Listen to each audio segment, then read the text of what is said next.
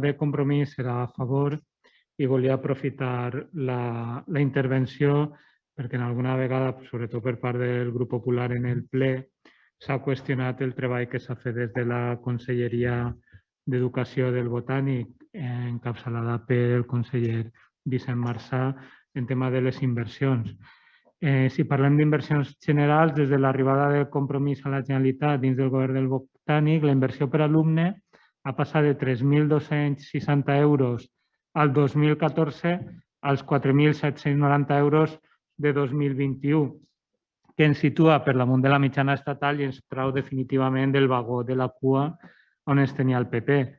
També dins d'inversions generals, pel que fa a les infraestructures educatives, 2020, encara i tot ser l'any de pandèmia, va ser l'any amb majors inversions en infraestructures de la darrera dècada.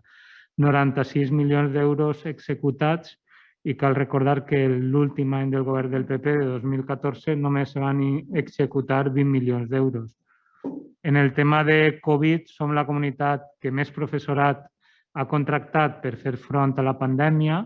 Estem parlant de 4.374 docents i ho hem fet durant tot el curs, mentre que la dreta en Madrid, per exemple, acomiadava el personal en Nadal. És una bona estructura, és molt important per a Xirvella i si se miren els números globals, en els 2 últims anys hem passat de 0 a 13.784 places gratuïtes de 2 anys en 775 aules en aquest any de Botànic.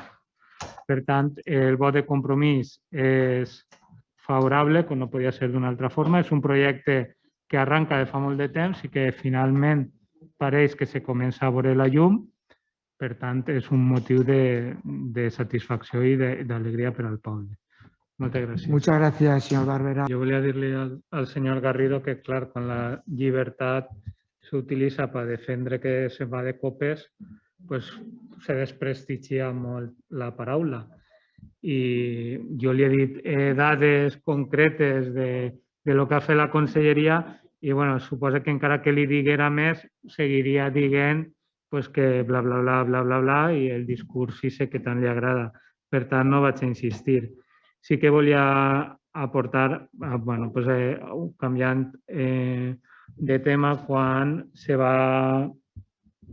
va fer la comunicació en l'últim ple, la senyora Ferrandis va dir que la comunicació que s'estava fent des de l'Ajuntament era exemplar i, bueno, resulta que nosaltres entenem que no se pot dir que fos exemplar quan se parlava d'un altre tema que afectava a les infraestructures de serveis socials, pues, se va excloure una referència a la conselleria i en concret a Mònica Oltra, que no citava ni la nota de premsa ni els tècniques i tècniques, i pareixia que el senyor Montaner haguera fet tot per a que vinguera el centre de dia o residència per a persones amb diversitat funcional. Entenc que no se cometrà aquest nou error o aquest tic sectarista en la nota de premsa que isca d'este ple i, evidentment, ens pareix molt bé que el senyor alcalde i la regidora facin el màxim, però que, bueno, també hi ha uns tècnics, en aquest cas, a banda dels d'educació, pues, els d'urbanisme